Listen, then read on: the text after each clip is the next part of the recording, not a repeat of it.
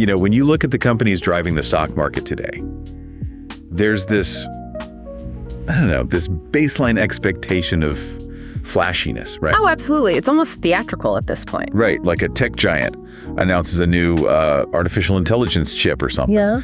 And the CEO stands on a stage in front of this massive screen, and the market just collectively points and goes, you know, there is the future. It's entirely seductive. I mean, investors naturally gravitate toward those narratives that just feel world-changing. Exactly. You want to feel like your capital is funding like the architecture of tomorrow. Right, which usually means software, silicon, or, you know, biotechnology. But then you step completely outside of that echo chamber, right? And you look at the world of industrial manufacturing. The unsexy stuff. Right, specifically the beverage packaging industry. And suddenly that flashy AI chip is replaced by an aluminum can. Yeah, quite the pivot. It is. You're looking at a corporate landscape that, on paper, sounds like just the most pedestrian, unsexy business on earth. Literally bending metal into cylinders. I mean, it is the absolute definition of an overlooked industrial staple. We walk past them in the grocery store by the thousands. Thousands of them, yeah. Yet, what the broader market consistently misses here is that beneath this incredibly mundane surface lies a tightly constrained, highly lucrative global supply chain. Which is wild to think about. It really is. This isn't just bending metal. It's a matrix of high-speed manufacturing generating staggering compounding amounts of free cash flow. And, well, that cash flow is our target today. So welcome to this TalkTickers deep dive. Glad to be here. Our mission today is to break down Ball Corporation's second quarter 2026 earnings call.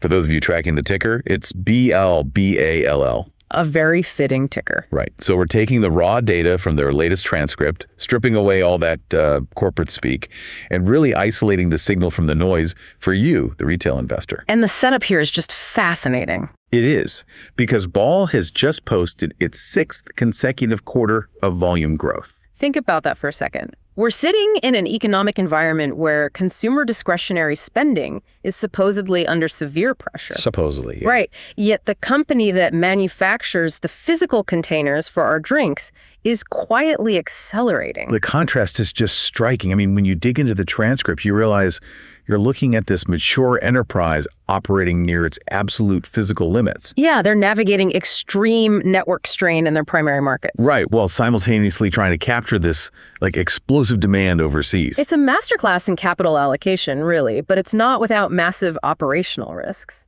Well, let's pull the headline numbers from the second quarter, because at first glance, the math looks almost broken. It does look a bit strange. It looks like a typo in the press release. Mm-hmm. So global beverage can volumes, the actual physical number of units shipped out of their factories, increased 4.3% year over year. Which is a solid, respectable metric for a mature industrial company. Exactly. But then you look at comparable operating earnings, and those grew 7.7%. Right. And take it one step further down the income statement, and comparable diluted earnings per share, or EPS, spiked by 14.4%. And that escalation right there, that is the entire investment thesis for the company. Okay, I need to unpack the mechanics of that escalation, because I'm looking at a heavy manufacturing company that achieved a 4% bump in physical output. Yeah. But somehow translated that into a 14% jump in earnings per share. It sounds like financial magic. It does. I mean, in the software sector, where the cost of replicating a digital product is basically zero, I get that kind of margin expansion. Of course. But Ball is buying raw aluminum, running blast furnaces, and, shipping physical freight. How does a single-digit volume increase become a double-digit EPS explosion? Well, we can map this out in two distinct phases, starting with that jump from the 4.3% volume growth to the 7.7% operating earnings growth. Okay, lay it out for me. The mechanism driving this is operating leverage, which is really the holy grail of heavy manufacturing. Think of a commercial airline, okay? Okay. When an airline schedules a flight from New York to London, the underlying costs are almost entirely fixed. Right. They have to pay the pilots, lease the gate, all Exactly. Maintain the jet engines, buy the fuel.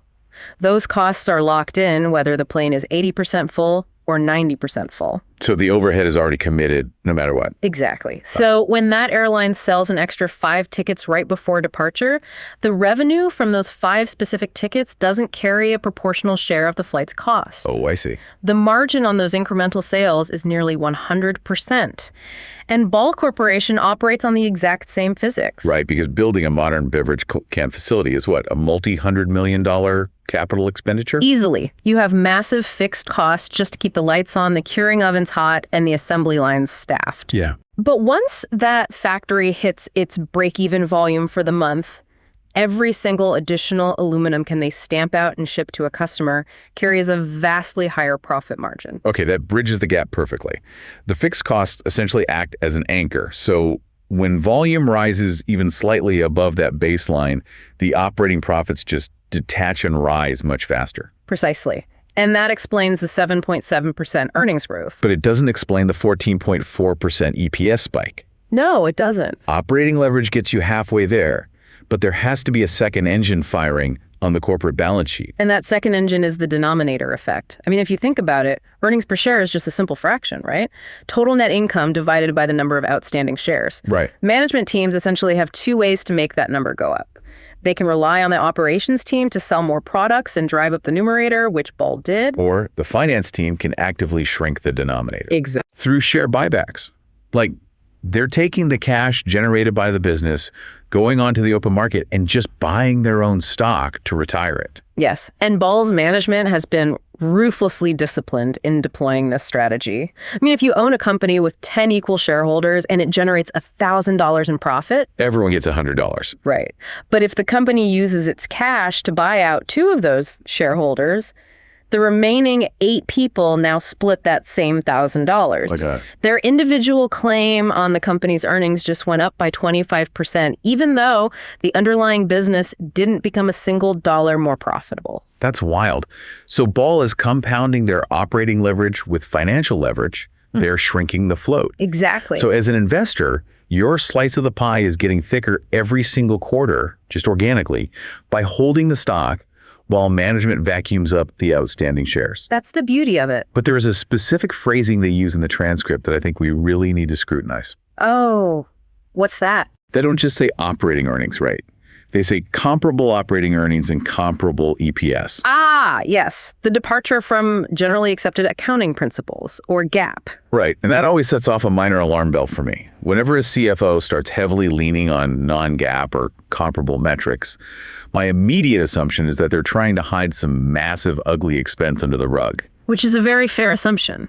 So why should we trust the comparable numbers here? Well, the skepticism is absolutely warranted because, as you know, many technology firms abuse non-GAAP metrics to hide, like, egregious stock-based compensation. Oh, all the time. However, in the industrial sector, comparable earnings often provide a much clearer lens into the actual heartbeat of the business. Really? Why is that? Because GAAP accounting is super rigid. It forces a company to record every financial event in a given quarter, regardless of whether it has anything to do with their core operations. Okay, give me an example of the noise GAAP introduces so I can picture it. Sure.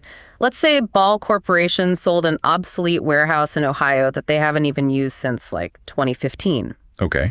Under GAAP, the profit from that real estate sale has to be recorded as income this quarter. Ah, I see. So if you're a retail investor just looking at the headline GAAP net income, you might think, wow, they sold a lot of cans. Exactly.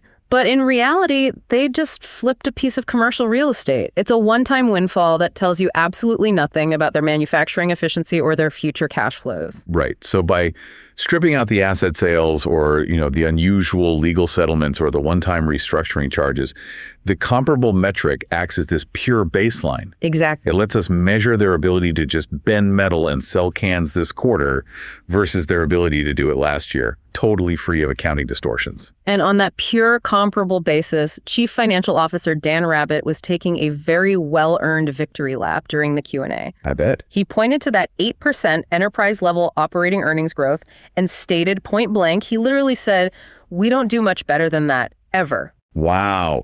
So the global math looks flawless. I mean, the machine is printing money. But if you actually pop the hood and look at their biggest, most critical market, North America. Yeah, that's where the story shifts. The math completely breaks down. The global average is masking a localized operational crisis. You're talking about the North and Central America segment, right? which management refers to as NACA. Yes, NACA. Yeah. Let's isolate those numbers, because this is where that pristine narrative of operating leverage violently collides with the physical limits of manufacturing. It really does. So volumes in North America grew in the low single digits year over year. Yeah. But segment comparable operating earnings did not grow. They actually shrank by 2.4%. Yeah. We just established that because of operating leverage, a volume increase should trigger a disproportionate profit increase. Right. But in North America, they pushed more volume through the system, and their profit margins compressed. How does that happen? Well, the commercial airline analogy reverses itself here. Think about what happens when the airline isn't just flying one plane at 90% capacity, but their entire global fleet is booked at 99% capacity. Oh, you get systemic fragility. Exactly. The moment one flight is delayed by 30 minutes due to weather, the entire daily schedule for that aircraft and its crew just falls apart. Cascading delays. Right. And that fragility is exactly what Ball is dealing with in North America. Okay, so Dan Rabbitt explained that the 2.4% drop in earnings included roughly $5 million in startup costs, right? It did, yes. But more importantly, CEO Ron Lewis repeatedly described the North American system as notably tight. Notably tight, yeah. He said they're experiencing what he called operational friction because they're running these massive industrial plants at near maximum capacity in the middle of extreme summer heat. Which is a brutal combination. George Staphos, an analyst from Bank of America, actually homed in on this during the Q&A. He asked the exact question we're asking. How did you grow volume but lose the operating leverage? And Lewis's answer about operational friction really paints a vivid picture of a supply chain on the brink, doesn't it? It does. I mean, when a manufacturing network runs at 70% or 80% capacity, management has breathing room. Right, some slack. If a conveyor belt motor burns out or a shipment of raw aluminum coils is delayed by a day, the plant manager simply shifts production to an idle line. They absorb the shock. But Ball isn't running at 80%. I mean, they noted on a previous call that their network is essentially 90% contracted out. Exactly. They're running inches away from the red line. And at 95% or 98% utilization, the math of a disruption changes from linear to exponential. It just spirals. The best way to visualize this operational friction is to think about a highway. Like a phantom traffic jam. Exactly that. At 60% capacity, highway traffic flows freely. If a driver merges slowly, other cars just change lanes and go around them. Sure. But when the highway is at 98% capacity, every single lane is packed bumper to bumper. At that density, if one driver briefly taps their brakes because they, dropped their sunglasses, the car behind them has to brake harder. Yes. The shockwave travels backward for miles. Suddenly, you have a massive dead-stop traffic jam, and there isn't even an accident. Wow. The system is so saturated that it just cannot absorb a minor variable. Exactly. So apply that phantom traffic jam to a Ball Corporation facility.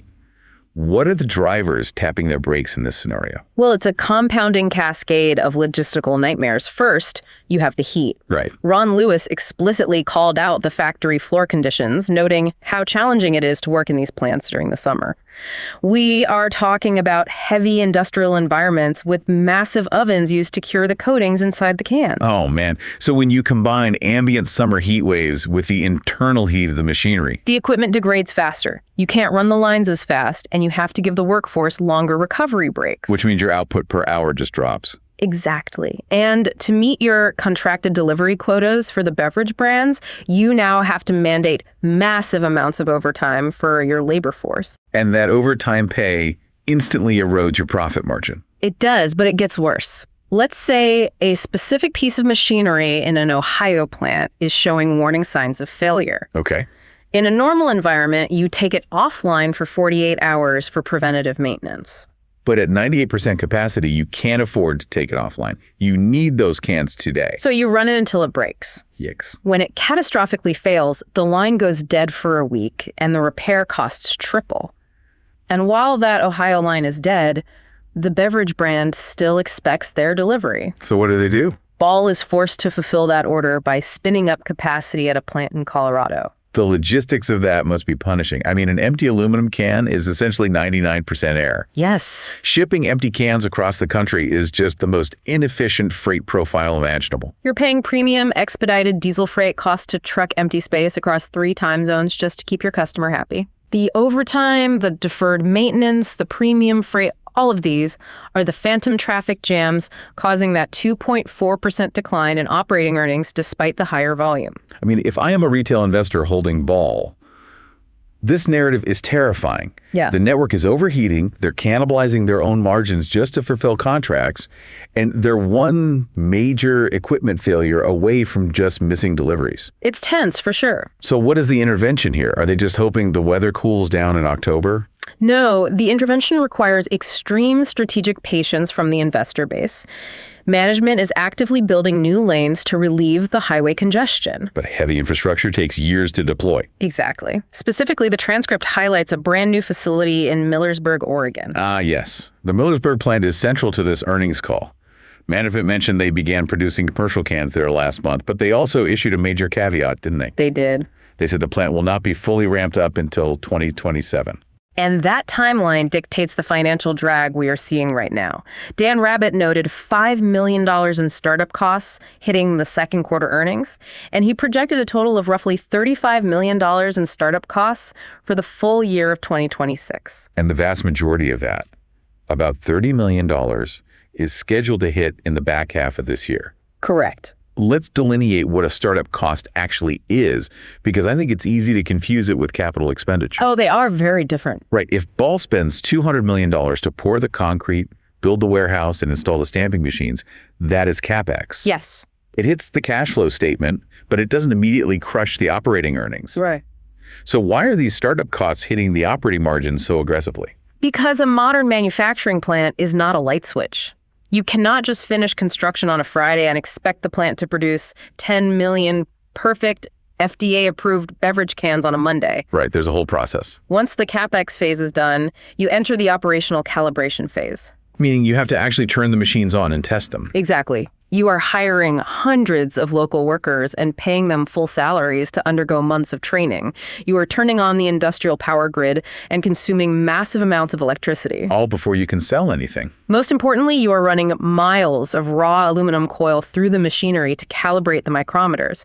During this phase, you're producing millions of cans, but the vast majority of them are defective. Wow, really? Yeah, the coating is too thin, the shape is warped, the seal is weak. So it's pure scrap. Pure scrap. You're consuming raw materials and labor, generating massive utility bills, but you have zero sellable inventory. And that is the $35 million black hole. For the entirety of 2026, the Millersburg plant is operating as a massive cost center, dragging down the Nassier segment's profitability. But if we extrapolate this to 2027, the math inverts, doesn't it? Dramatically. Yeah. On January 1st of next year, assuming the ramp goes to plan, those $35 million in startup costs just evaporate from the income statement. The scrap rate drops to normal levels, and Millersburg transforms from a cost center into a primary revenue engine. And it solves the phantom traffic jam. Exactly. It acts as a pressure release valve for the entire North American network. The cascading friction stops. The local customers in the Pacific Northwest are supplied by Millersburg, meaning Ball no longer has to pay premium freight to truck cans from the Midwest. Overtime normalizes. Maintenance schedules become proactive rather than reactive. Exactly. The 2.4% margin contraction we saw this quarter reverses into pure margin expansion as the operational leverage finally kicks in. So it's short-term pain for long-term gain. During the Q&A, Anthony Pettinari from Citi actually tried to pin management down on the exact cadence of these costs. Oh, yeah. He wanted to know exactly which months the remaining $30 million would hit. But Ron Lewis refused to provide a month-by-month breakdown, merely stating it would occur in the back half of the year. Yeah, management teams are notoriously defensive about pinpointing startup timelines. Why is that? Because the physics of calibration are so unpredictable, a microscopic alignment issue in a curing oven could delay commercial production by 3 weeks, you know? Right, which pushes millions of dollars in costs from the third quarter into the fourth quarter. Exactly. For the retail investor, the exact quarter doesn't really matter. The takeaway is that 2026 is a transitional year of localized pain, engineered to unlock structural profitability in 2027. Okay, so North America is a story of constraint and delayed gratification. But as we pivot our focus away from the U.S., the narrative changes entirely. Oh, totally. While the domestic market wrestles with bottlenecks, Ball's international segments are putting up just explosive numbers. The global dynamics really validate this overarching thesis that the aluminum is actively taking market share worldwide. The South American data, for instance, is genuinely staggering. Volumes in South America spiked in the mid-teens year over year. Mid-teens. We're talking about 13% to 15% physical growth in a single quarter, but the jaw dropper is the profit. Segment comparable operating earnings in South America grew by 64%. I mean, a 64% jump in operating earnings in a mature manufacturing sector is incredibly rare. Right. It is the textbook execution of operating leverage when all external variables just align perfectly in your favor. Now, Dan Rabbitt did note that part of this was a snapback effect. The first quarter was artificially soft due to some customer inventory timing, which kind of created a coiled spring effect heading into Q2. True, the baseline comparison was easy. But the true catalyst was a massive cultural consumption event overlapping with favorable seasonality. The World Cup. The World Cup, exactly. Ghanshyam Punjabi from Baird specifically asked about the World Cup bump during the Q&A. And Lewis pointed out a critical divergence here. The U.S. market didn't experience a massive World Cup revenue bump because, as we just discussed, the North American plants were already at 98% capacity. Exactly. You cannot sell what you cannot produce. But South America had the open highway. They did. The second quarter coincides with winter in the Southern Hemisphere, right? Which is traditionally their slower season for cold beverages. So their factories actually had idle capacity. Precisely. So when the World Cup triggered a massive surge in demand for beer and soft drinks, Ball's South American plants simply throttled up the assembly lines. That's turned up the dial. Yeah. They absorbed the volume spike with zero operational friction.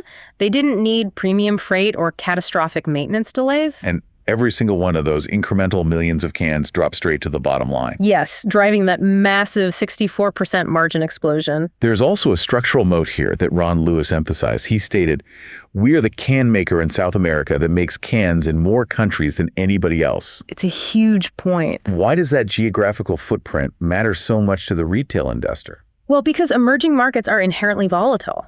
When retail investors hear South American growth, they typically associate it exclusively with Brazil. Right, the biggest market. And Brazil is a massive, incredibly lucrative market, but it is also highly competitive and prone to intense macroeconomic swings. Like currency devaluations, inflation spikes, political instability. Exactly. So if your entire operation is concentrated in Brazil, your stock is effectively tethered to the Brazilian real. That makes sense. But by heavily diversifying their physical footprint into Argentina, Chile, and other neighboring countries, Ball creates an internal hedge. Oh, that's smart. Lewis specifically noted that outside of Brazil, those ancillary countries are highly accretive to their overall business. Right. They command a privileged portfolio of beverage brands across the entire continent, which insulates them from the localized shocks of any single country's economy. Okay, so South America executed flawlessly. Let's move across the Atlantic to EMEA, Europe, the Middle East, and Africa. This one is interesting. The numbers here require a bit of forensic accounting, to be honest. Yeah. Volumes were up mid-single digits, and operating earnings rose 6.6%. But the baseline is messy because of significant corporate restructuring. Right. Management is aggressively reshaping the European footprint through mergers and acquisitions. Yeah, they recently acquired BENEPAC, which integrated new manufacturing plants in Hungary and Belgium into the Ball network.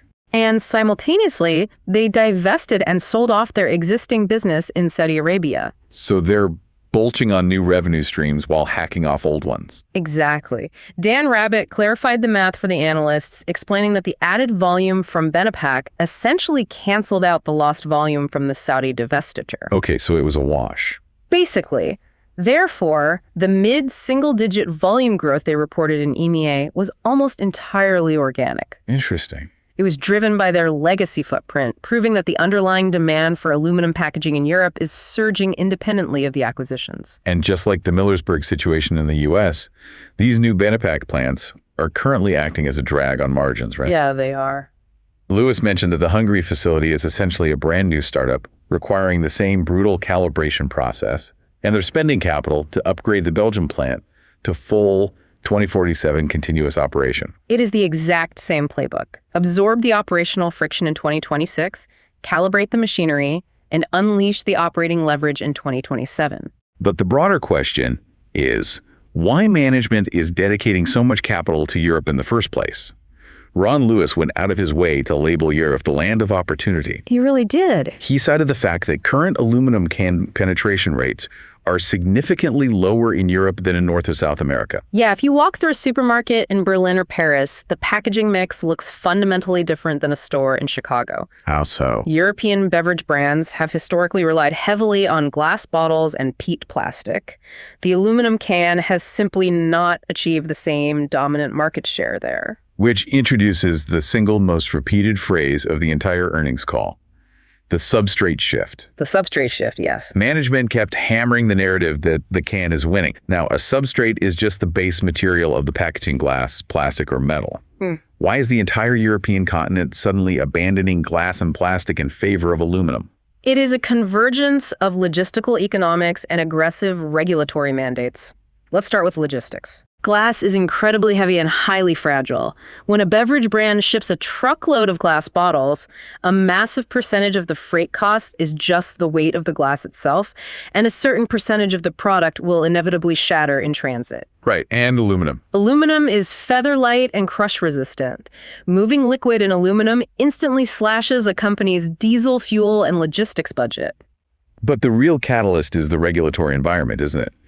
The European Commission is fundamentally altering the economics of packaging. Just to be clear, we're not taking a stance on the politics here, but the market reality is that the European Commission has enacted sweeping sustainability mandates. Right, they're systematically penalizing single-use plastics through taxation and strict recycling quotas. Exactly. Peat plastic has a limited life cycle. It degrades every time it's processed. You can only recycle a plastic bottle a handful of times before the polymer chains break down, forcing the material to be downcycled into carpet fibers or just sent to a landfill. Aluminum, by contrast, is a closed-loop system. It is infinitely recyclable.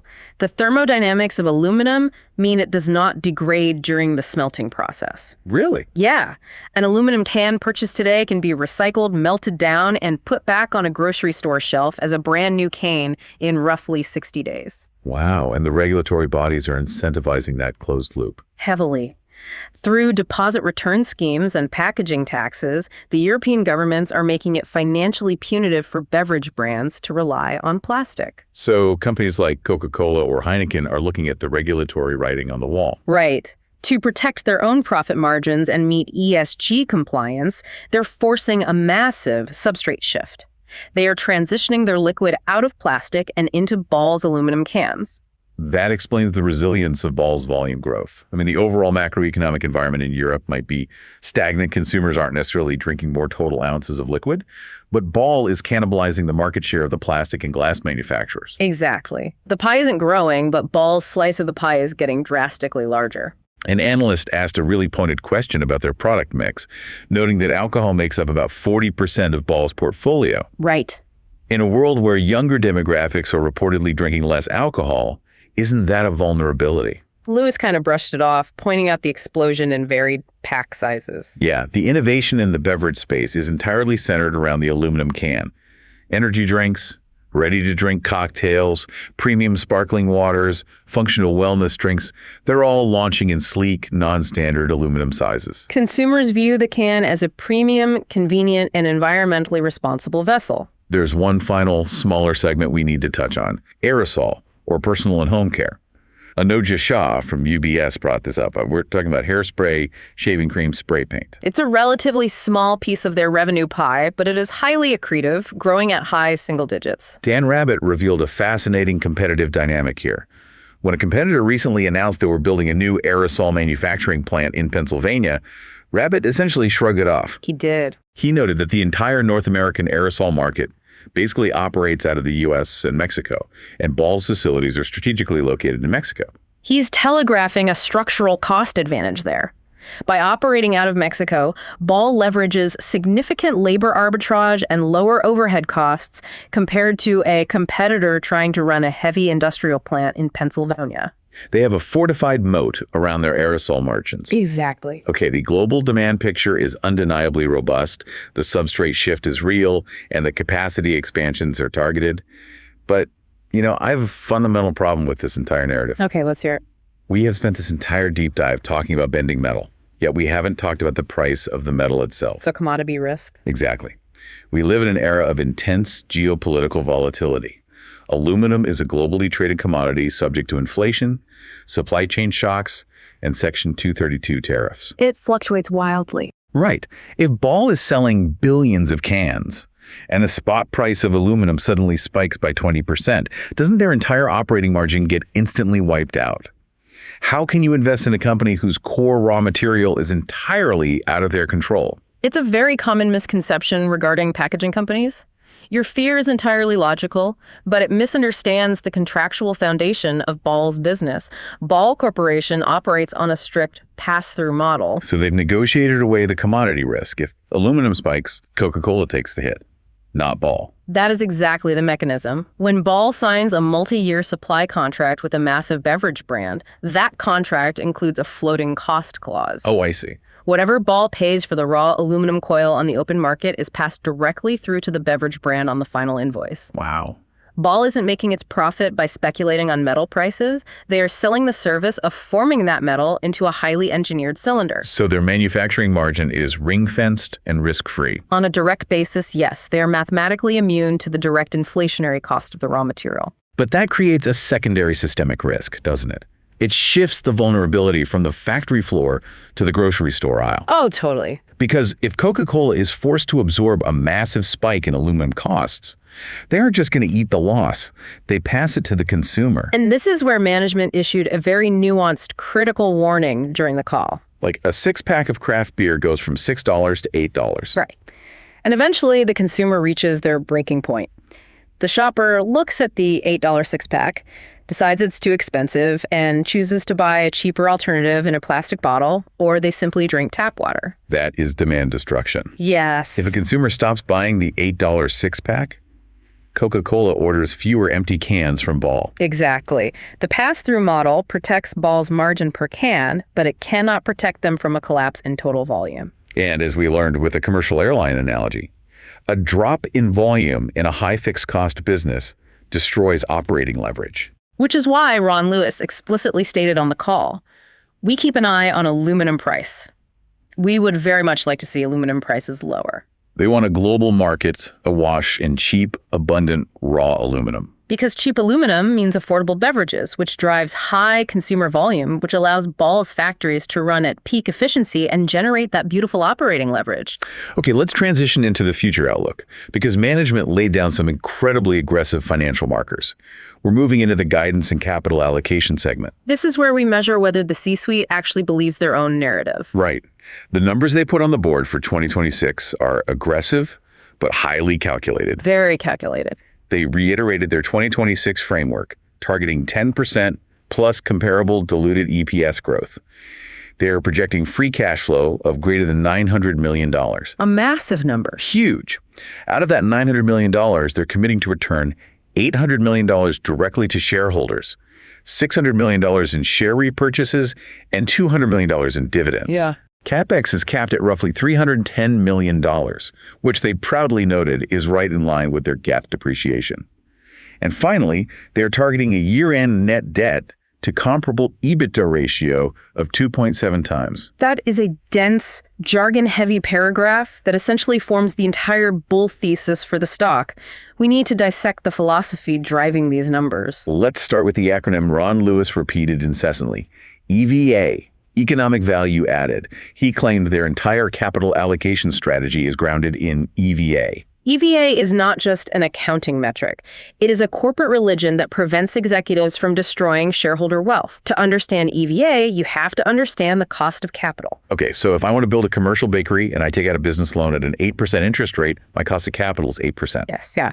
Now, if you build that bakery and it generates a 6% return on the money you invested, traditional accounting might show that you made a net profit. You have positive net income. Right on paper. But under an EVA framework, you actually destroyed wealth. Because my 6% return doesn't cover my 8% interest rate.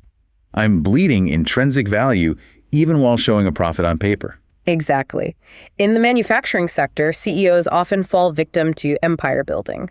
They want to build massive, state-of-the-art mega factories to stroke their ego and boost top-line revenue, even if the actual return on those factories is abysmal. Right, vanity projects. But by publicly tethering their compensation and strategy to EVA, Ball's management is making a blood oath to the retail investor. They are stating that they will not spend a single dollar on a new facility or an acquisition unless they are mathematically certain that the return will drastically exceed their weighted average cost of capital. It is a structural safeguard against reckless expansion, and that discipline is what produces the most important number in this entire transcript, the $900 million in free cash flow. Free cash flow is the undisputed truth of a business.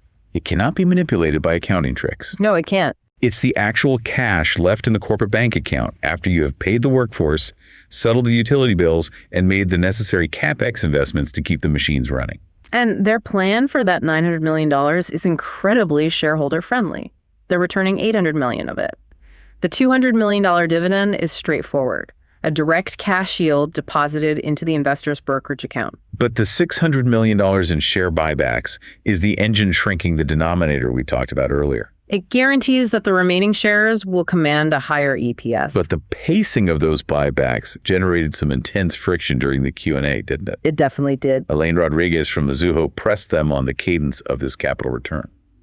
Dan Rabbitt had to admit that in the first 6 months of the year, they only executed $100 million of that stock buyback, leaving a massive $500 million mandate for the second half of the year.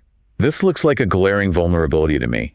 If you commit to buying back $600 million in stock, why wait until the final months of the year to do it? What if the macroeconomy enters a severe recession in October?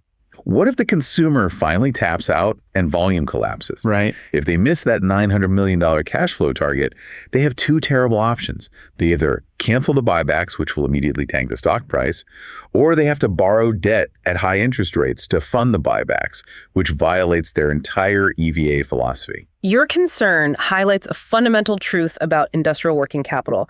The backloading of the buybacks is not a vulnerability, it's a masterclass in risk management. Really? How so? Dan Rabbitt addressed this head on, explaining that Ball's cash generation is heavily structurally seasonal. But people drink out of aluminum cans 365 days a year. Yeah. Why is the cash flow seasonal? The consumption is relatively steady, but the supply chain requires massive upfront capital. Think about the physical logistics leading up to the peak summer drinking season. Okay. During the spring, Ball is running their factories at 100% capacity.